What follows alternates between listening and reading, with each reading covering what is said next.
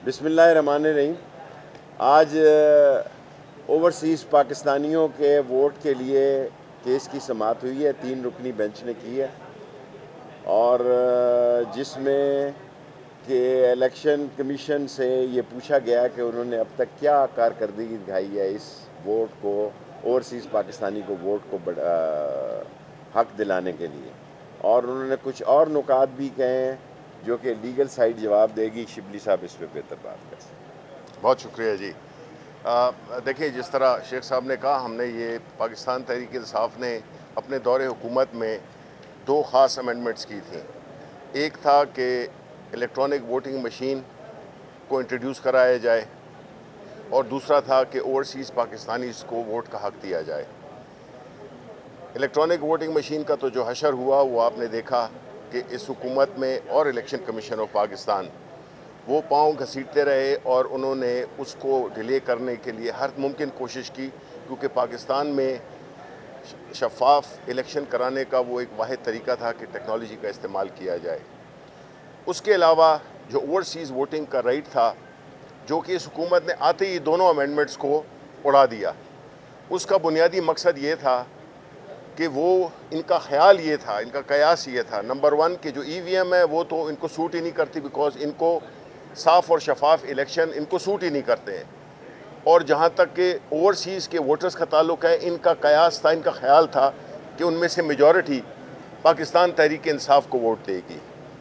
इन बुनियाद पे इस बुनियाद पे इन्होंने इस लॉ को आते साथ ही हटाया।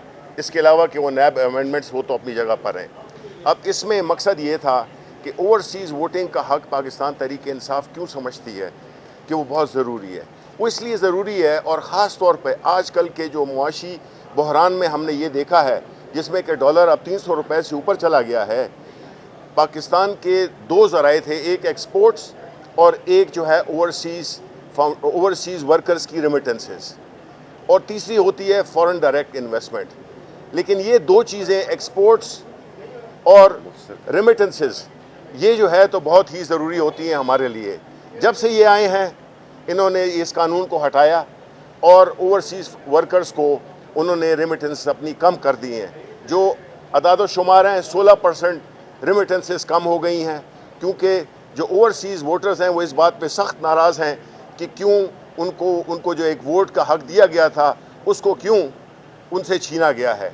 बुनियादी तौर पे हमारी जंग, जो पाकिस्तान तहरीक इंसाफ की जंग, यही है कि हम मुल्क के हर उस फ़र्द को जो कि इस मुल्क की तरक्की में, खुशहाली में अपना हिस्सा डालता है, उसको हम भी एक हक़ दें। उनके भी कुछ हुकूक हैं। वो लोग जो पाकिस्तान जाके और ज़र मुबादला कमा के मुल्क भेजते हैं, अब उन्होंने वो भेजना छोड़ दिया है, बहुत कम हो गए हैं। इसलिए हमारी ये जो बुनियादी जो हमारी जो पिटीशन का मकसद था वो ये था कि उनको वोट का हक़ दिया जाए।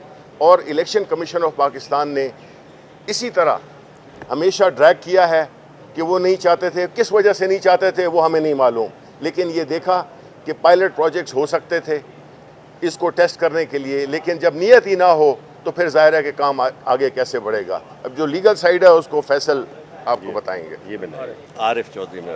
हाँ, आरिफ साहब। बुनियादी तौर पर मामला जो था, ये पिछली गवर्नमेंट ने, PTI की जो गवर्नमेंट थी, उन्होंने ये किया कि ये जो कई सालों से ये जो मामला चल रहा था, इसको उन्होंने सुप्रीम कोर्ट की जजमेंट की रोशनी में इफ़ेक्टिव करने के लिए लफ्ज़ शेल कर दिया, कि जिसका मतलब ये था कि ये बाइंडिंग है इलेक्शन कमीशन पर कि वो पायलट प्रोजेक्ट्स करें, और ये राइट जो एग्जिस्ट करता है आर्टिकल 17 के तहत कॉन्स्टिट्यूशन में, उसको इफ़ेक्टिव बनाने का मैकेनिज़्म तैयार किया जाए। और वो मैकेनिज़्म तैयार करने के लिए काम किया गया, लेकिन कोशिश ये थी, मौजूदा हुकूमत जो आई पहले दिन से ये चाहते थे कि इसको ये ख़त्म करें। इन्होंने वो जो अमेंडमेंट की थी, इन्होंने PTI ने उसको फौरी तौर पर ख़त्म किया। सबसे पहला कदम ये उठाया कि उसे ख़त्म किया, और उसका नतीजा ये हुआ कि वही सेक्शन 94 जो था इलेक्शन एक्ट का, उस पर वापस चले गए। अब वो मामला बजाय ये कि काम हो सके, अब इसको उन्होंने उसी सतह पे ला के खड़ा कर दिया। तो हमने पिटीशन जो दायर की थी वो इसी मकसद के लिए पिटीशन है, और मैं समझता हूँ कि इसमें जवाब उन्होंने जो अब दाखिल करने हैं, साहब नादरा ने जवाब दिया है, और फिर इलेक्शन कमीशन जो है वो भी जवाब दाखिल करेगा। आइंदा उम्मीद ये है कि ये काम इफ़ेक्टिवली होने के लिए supreme court effective order pass कर दे। शेख साहब क्या कहेंगे, जिस रफ्तार से इलेक्शन कमीशन काम कर, आपको लगता है कि अगले 1 साल में या 6 महीने में ये सारा सिस्टम कंप्लीट? देखें, शिबली ने तफसीली बातचीत कर दी है, लीगल साइड ने भी कर दी है। उन्होंने अभी तक कोई पायलट प्रोजेक्ट भी शुरू नहीं किया, लेकिन मुझे उम्मीद है कि जो फैसला तीन रुकनी बेंच ने दिया है, जो कि सारी सुप्रीम कोर्ट का फैसला है, जिसकी गलत इस्तेमाल कर रहे हैं, मुझे पूरी उम्मीद है जो भी सुप्रीम कोर्ट के फैसले की जनरल इलेक्शन 2 सूबों में हुक्म अदूली करेगा, वो सुप्रीम कोर्ट की तस्दीक करेगा और अदालत के कटहरे में खड़ा होगा। गरीब मर रहा है, गरीब ज़बा खाने में है और ये इक़्तिदार के मस्ती के मैखाने में है। गरीब इनको ऐसा सबक सिखाएंगे, इलेक्शन होंगे, इलेक्शन होके रहेंगे।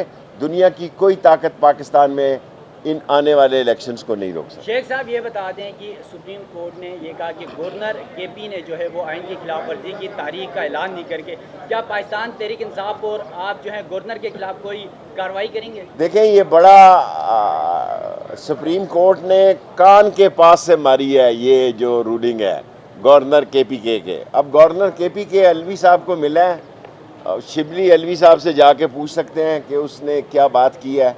लेकिन गवर्नर और पंजाब में और KPK में इलेक्शन होने जा रहे हैं, उम्मीदवार मैदानों में निकल आ रहे हैं, पार्टियां टिकट जो हैं अपने तकसीम करने की मीटिंग्स कर रही हैं और मुझे पूरा यकीन है कि जो ये महंगाई का तूफ़ान और समंदर और 300 रुपये का जो कम व बेश 300 रुपये का डॉलर हुआ है, ना फंडिंग है, ना डॉलर है, ना पेट्रोल है, शरह सूद बढ़ाई है, ये सारी आवाम के जो ज़बा खाने में डाला है, ये इंशाअल्लाह वोट पे लोग इंतकाम लेंगे और इमरान खान को वोट डालेंगे।